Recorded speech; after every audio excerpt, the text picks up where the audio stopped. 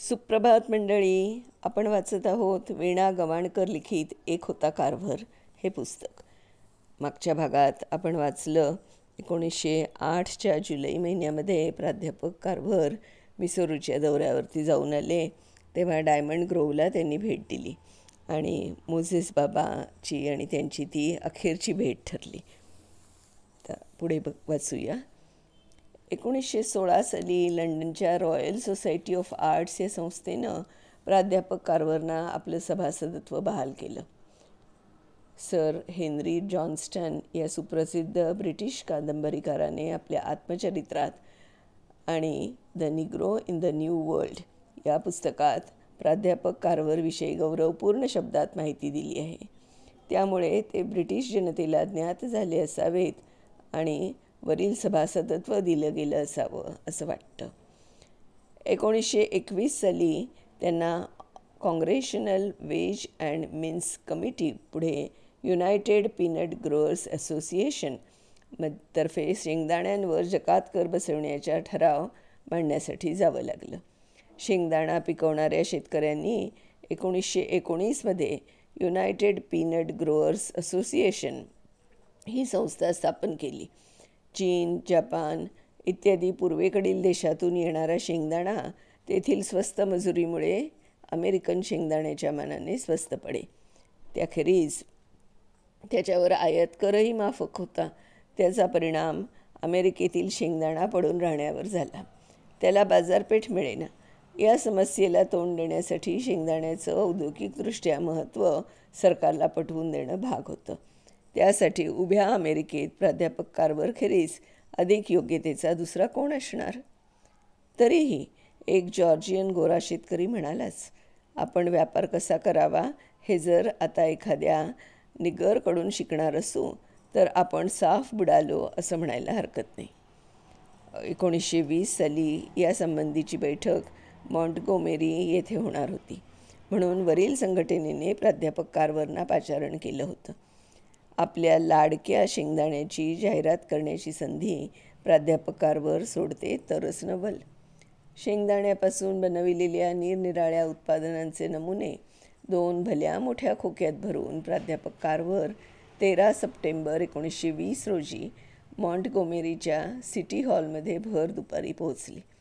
प्राध्यापक कारभारांचे दोन्ही खांदे भरून आले होते.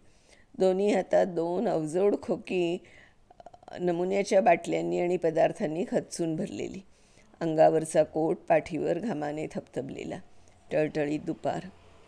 सिटी हॉलमध्ये पोचायला त्यांना उशीर झाल्यानं त्यांची वाट पाहून पीनट असोसिएशनचे सभासद दुपारच्या जेवणासाठी सिटी हॉल सोडून एका हॉटेलात गेले होते.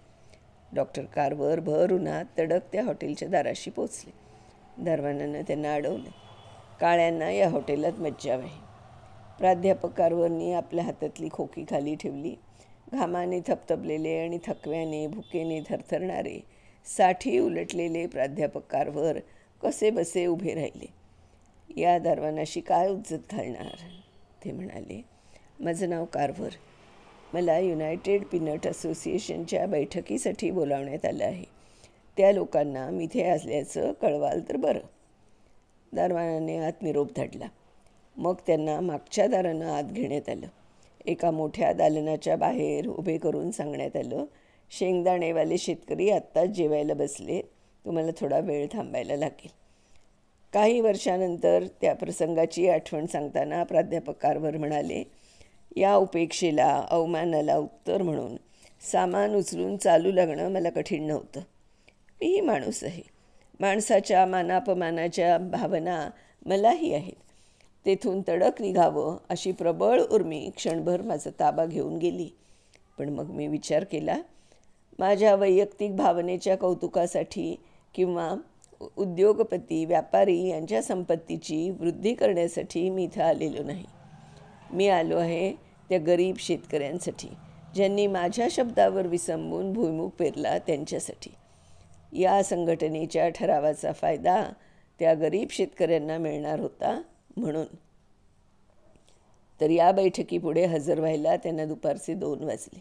सर्व सभासद थंड आणि अलिप्त वाटत होते. पण झाल्या प्रकाराचा कोणालाही आणि कोणताही परिणाम आपल्या वागण्यात न दाखवता प्राध्यापक कार्व्हरनी आपली खोकी उघडली. लाडक्या भुईमुगापासून तयार केलेल्या वस्तूंचं एक छोटंसं प्रदर्शन एका टेबलावर त्यांनी मांडलं. मांडता मांडता शेंगदाण्याच्या उपयुक्ततेचे दाखले देणं चालूच होतं. शेंगदाण्यापासून बनलेले ते विविध पदार्थ, विविध वस्तू पाहून सर्व सभासद अवाक झाले. डॉक्टर कार्व्हरनी त्यांना सर्व पदार्थ तपशीलवार समजावून सांगितले. गाईच्या 100 पाऊंड दुधापासून 10 पाऊंड चीज मिळतं, पण शेंगदाण्याच्या तेवढ्याच दुधापासून 20 पाऊंड चीज निघतं. तसंच शेंगदाण्यात जीवनसत्व ब असून पेलाग्रा रोगावर ती गुणकारी आहे. ही आणि अशी विधानं ऐकून सारी सभा स्तब्ध झाली. समोर मांडलेले प्रदर्शन साक्षीला असतानाही सभासदांचा स्वतःच्या डोळ्यावर विश्वास बसत नव्हता. ते प्रदर्शन पाहण्यासाठी सगळ्यांनी गर्दी केली. शेवटी सभेचं सूत्र आपल्या हाती घेत अलाबामाचे श्री स्टिगाल म्हणाले, आता प्राध्यापक कार्व्हर यांनी शेंगदाण्यांसंबंधी जे काही सांगितलं आणि प्रत्यक्ष दाखवलं त्यावर मी काही वक्तव्य करावं असं काही शिल्लकच उरलेलं नाही.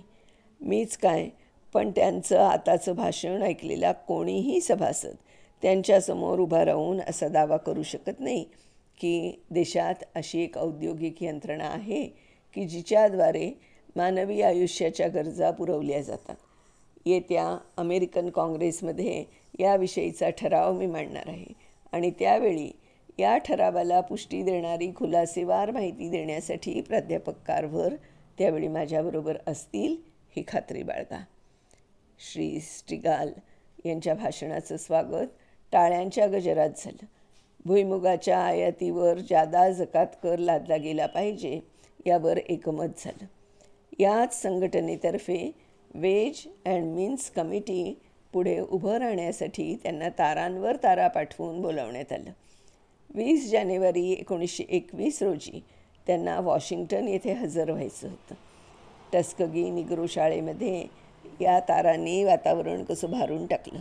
सारेजण त्यांचं अभिनंदन करायला धावत होते. टॅरिफ बिलावर बोलायला प्राध्यापक कार्व्हर वॉशिंग्टनला जाणार. शाळेच्या दृष्टीनं केवढ्या अभिमानाची घटना आहे. मात्र सारेजण एका बाबतीत चिंतित झाले होते, डॉक्टर कार्व्हरांचा पोशाख. 28 वर्षांपूर्वी वर्गबंधूंनी जबरदस्तीनं त्यांच्या अंगावर चढवलेला सूट ते आजही वापरीत होते. त्या पोशाखावरून सगळे त्यांना छेडीत होते. आता तरी नवा पोशाख शिवा म्हणून आग्रह करीत होते. पण शेवटी ते साऱ्यांना म्हणाले, हे पहा, जर लोकांना माझा नवीन पोशाख पाहायची इच्छा असेल तर तो मी एका खोक्यात घालून पाठवून देतो आणि जर त्यांना मीच हवा असेल तर आहे त्या पोशाखात त्यांनी मला स्वीकारलं पाहिजे. वेज अँड मीन्स कमिटीच्या सदस्यांना पीनट असोसिएशनच्या ठराव्याची कुणकुण लागली होती. त्यांच्या मते हे माकडाचं खाणं म्हणजे शेंगदाणा म्हणजे जकातीच्या स्वरूपात एक मोठा विनोदच होता. त्या विनोदावर भाष्य करण्यासाठी कमिटीने फक्त 10 मिनिटांचा अवधी दिला होता. प्राध्यापक कार्व्हर यांनी आपल्या अल्पमौली आणि बहुगुणी शेंगदाण्याबद्दल 10 मिनिटात अशा काही खुमासदार भाषेत माहिती दिली की समस्त कमिटीची उत्सुकता चाळवली गेली. शेंगदाण्याबद्दलच्या अद्भुत माहितीने सारी सभा तटस्थ झाली. आपली 10 मिनिटं संपताच प्राध्यापक कार्व्हर आपल्या जागेवर परतू लागले. तेव्हा अध्यक्षांसकट साऱ्या सभेनं त्यांना विनंती केली की अधिक विस्तृत विवेचन करावं.